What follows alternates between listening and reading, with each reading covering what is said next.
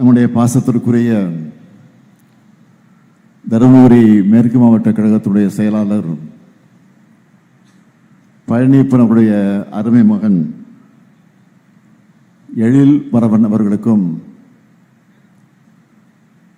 கிருத்திகா அவர்களுக்கும் நடக்கக்கூடிய இந்த மணவிழா நிகழ்ச்சியில கலந்து கொண்டு மணவிழாவை நடத்தி வைத்து அதே நேரத்தில் மணமக்களை வாழ்த்தக்கூடிய ஒரு சிறப்பான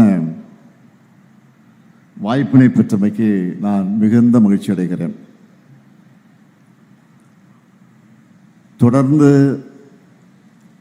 அரசு நிகழ்ச்சிகள், புதிய புதிய திட்டங்களை தொடங்கி வைக்கக்கூடிய நிகழ்ச்சிகள், அது மட்டுமல்லாமல் கட்சி நிகழ்ச்சிகள், ஆய்வுக் கூட்டங்கள்,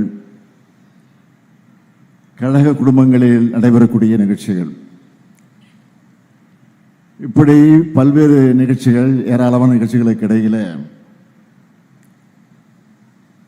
உங்களை எல்லாம் பார்க்க நேரத்தில், அதுவும் பழனியப்பன் இல்லத்தில் நடைபெறக்கூடிய இந்த மணவிழா நிகழ்ச்சிகளை உங்களை எல்லாம் பார்க்க நேரத்தில் எனக்கே ஒரு ரிலாக்ஸ் ஏற்பட்டிருக்கு.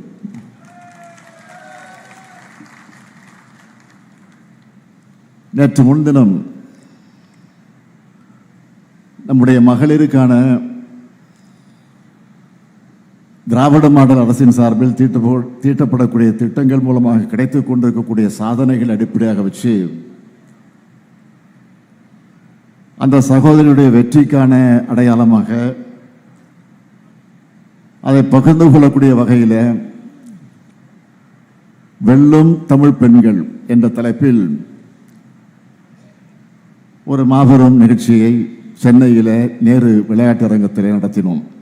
நீங்களும் அதை தொலைக்காட்சிகளில் பார்த்திருப்பீர்கள் என்று நான் நம்புகிறேன். அதேபோல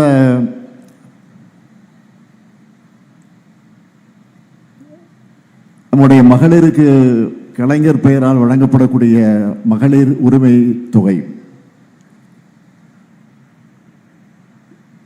அந்த தொகை 1000 ரூபாய் மாதம் மாதம் நாம் ஆட்சிக்கு வந்ததற்கு பிறகு வழங்கி கொண்டிருக்கிறோம்.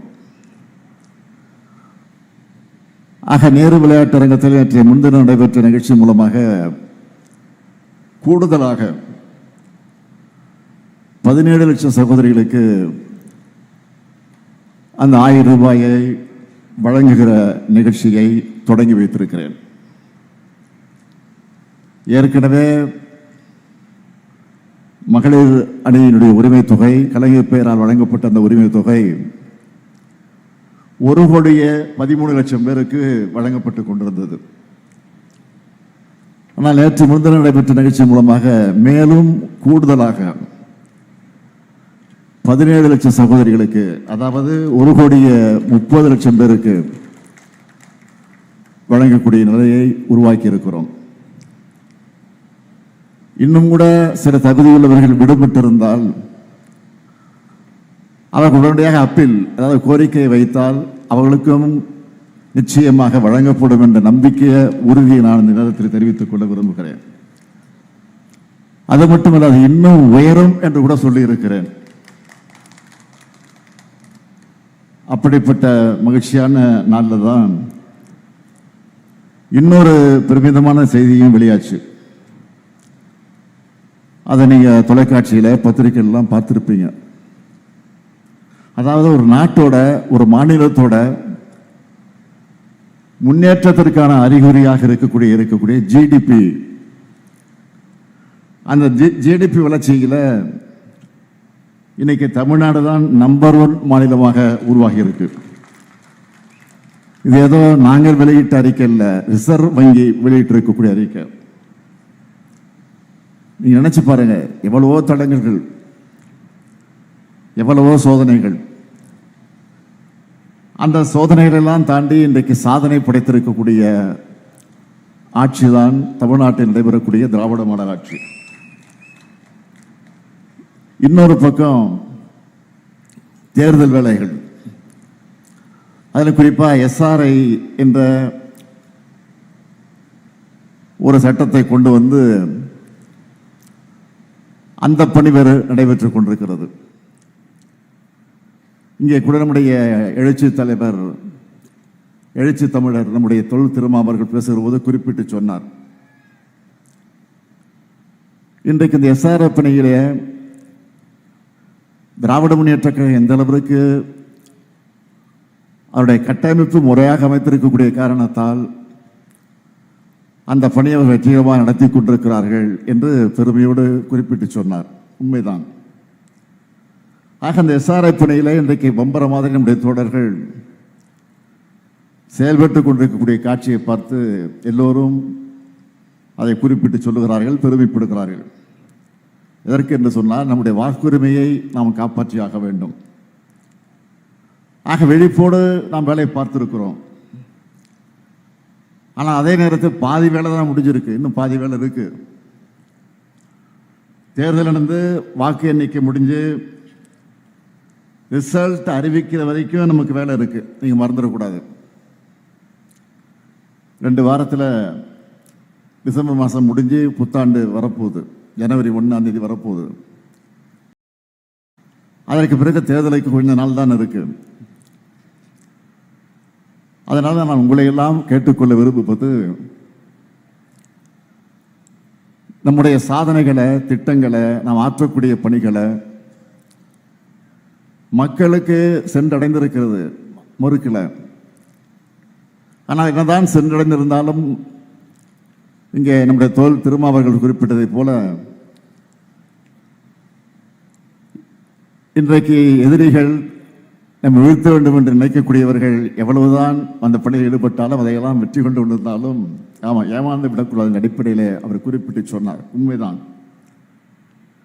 ஆக நம்முடைய சாதனைகளை, நம்முடைய திட்டங்களை வீடு வீடாக சென்று மக்களிடத்தில் எடுத்து சொல்லக்கூடிய அந்த பணிகளில் ஈடுபட்டு அவைகளெல்லாம் வாக்குகளாக மாற்றணும். 7வது முறையாக திராவிட மாடல் ஆட்சி உருவாகி இருக்கிறது என்ற பெருமை நமக்கு வந்தாகணும். தமிழ்நாட்டினுடைய வளர்ச்சியை தொடரணும். அது இதனுடைய பங்கும் அதில் நிச்சயமாக இருக்க வேண்டும். நம்முடைய பயணியப்பனர்களை பற்றி நான் சொல்ல வேண்டும் என்று சொன்னால், அவர் முன்னாள் அமைச்சராக இருந்தவர், உங்களுக்கெல்லாம் நன்கு அறிமுகமானவர்.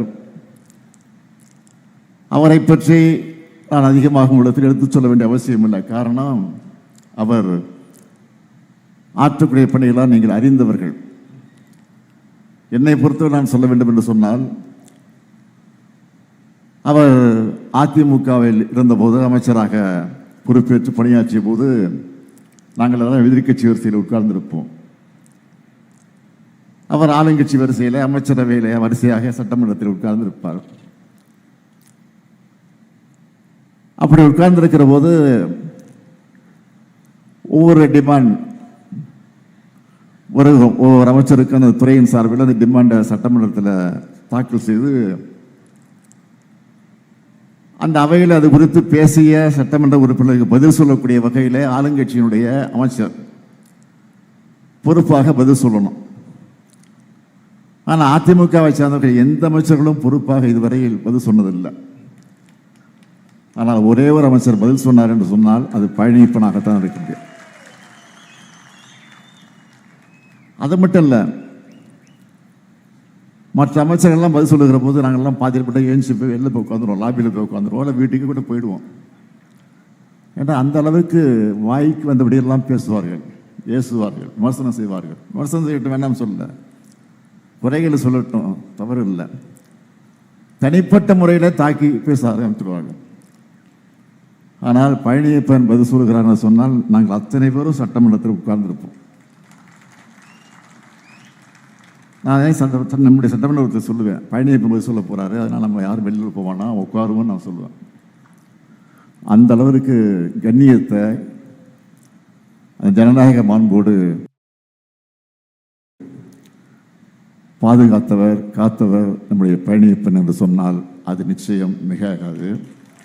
அதனால்தான் அவர் கழகத்தில் சேர்ந்தவுடனே அவரை வரவேற்றபோது நான் சொன்னேன், உங்களிடத்தில் எனக்கு பிடித்தது சட்டமன்றத்தில் யாரையும் விமர்சனம் செய்யாமல் கடமையோடு நீங்கள் உரையாற்றி அந்த பணியை நிறைவேற்றினீர்கள், அதுதான் எனக்கு ரொம்ப பிடிக்கும்னு சொன்ன, வெளிப்படையாக சொன்னேன். அதைத்தான் இன்றைக்கு அவர் கட்சியில் சேர்ந்ததுக்கு பிறகு கழக தோழகத்திலே, பொதுமக்களிடத்திலே, கட்சி நிர்வாகிகளிடத்திலே இன்றைக்கு அந்த முறையை கடைபிடித்து வருகிறார் என்பதை பார்க்கும்போது உள்ளபடி நான் பெருமைப்படுகிறேன், மகிழ்ச்சி அடைகிறேன். அவருடைய இல்ல திருமணத்தில் நடைபெறக்கூடிய இந்த மணவிழா நிகழ்ச்சியில் கலந்து கொள்கிற நேரத்தில் நான் பெருமைப்படுகிறேன். இன்றைக்கு மணக்கோலம் பூண்டக்கூடிய மணமக்கள் எல்லா வளங்களையும் பெற்று சிறப்போடு வாழ வேண்டும் என்று நான் அந்த நேரத்தை அன்போடு கேட்டுக்கொண்டு, புரட்சி கவிஞர் பாவேந்தர் பாரதிதாசன் எடுத்து சொல்லி இருக்கக்கூடிய வீட்டிற்கு விளக்காக, நாட்டிற்கு தொண்டர்களாக இருந்து வாழுங்கள் வாழுங்கள் என்று வாழ்த்தி, நான் திருவண்ணாமலை நிகழ்ச்சிக்கு செல்ல வேண்டியிருக்கக்கூடிய காரணத்தால் நீண்ட நேரம் இருந்து நிகழ்ச்சியில் கலந்து கொள்ள முடியாமைக்காக உள்ளபடி நான் வருத்தப்படுகிறேன் என்பதை மட்டுமே எடுத்து சொல்லி, அதே நேரத்தில் மணக்கோலம் கொண்டிருக்கக்கூடிய மணமக்கள் வாழ்க வாழ்க வாழ்க என்று வாழ்த்தி விடைபெறுகிறேன். நன்றி, வணக்கம்.